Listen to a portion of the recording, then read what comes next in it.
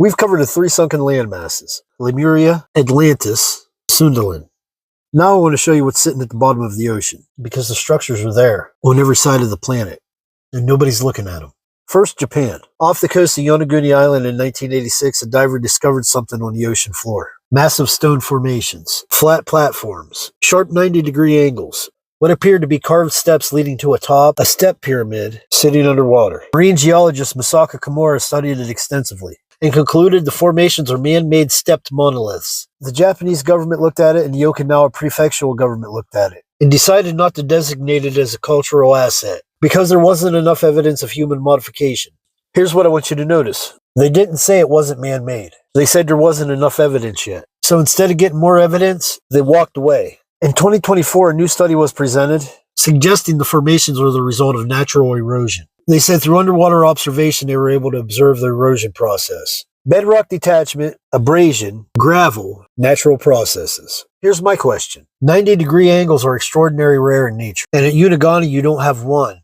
You have dozens, all clustered together, all consistent, all forming the same shape. Nature doesn't do that. Erosion doesn't do that. Now, India. Off the western coast of Gujarat, in the Gulf of Cambiat, scientists from India's National Institute of Ocean Technology stumbled into something while testing pollution levels. They weren't looking for a city. They found one anyway. Structures lying underwater, buildings evenly spaced, with deep foundations, regular steps, a feature nearly 98 meters long they called a fortress, a granary, a drainage system, a public bath. Researchers concluded the remains were structures of a city that dated back 9,500 years ago to 12,000 years ago, predating the Harappan civilization by millennia. This is where it gets heavy. Ancient Hindu text, the Mahabharata, described a magnificent city called Dwarka, home of the god Krishna, that sank beneath the sea. Experts believe it sank after the ice caps melted after the last ice age 9,000 years ago. The text described it for thousands of years, and then scientists found it, right where the text said it would be. The Archaeological Survey of India resumed underwater expeditions of the site in February 2025, the first exploration in 20 years, using advanced sonar scanning and modern dating techniques. Now Cuba.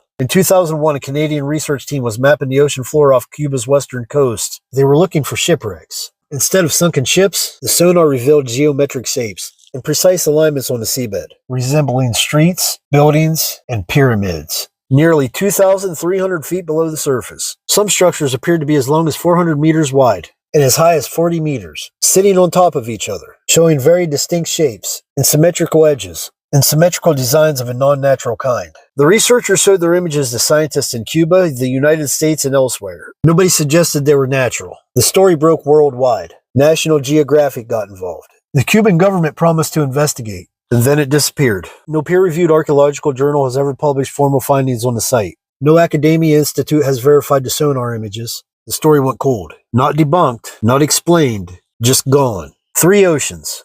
3 sets of structures. Japan, India, Cuba. All sitting underwater. All in the same general time frame. All connected to the same event. The end of the last ice age. The same flood. The same reset. We keep finding the evidence, and we keep deciding not to look closer. That pattern is its own kind of answer. Let me know what you think in the comments. Are you aware yet?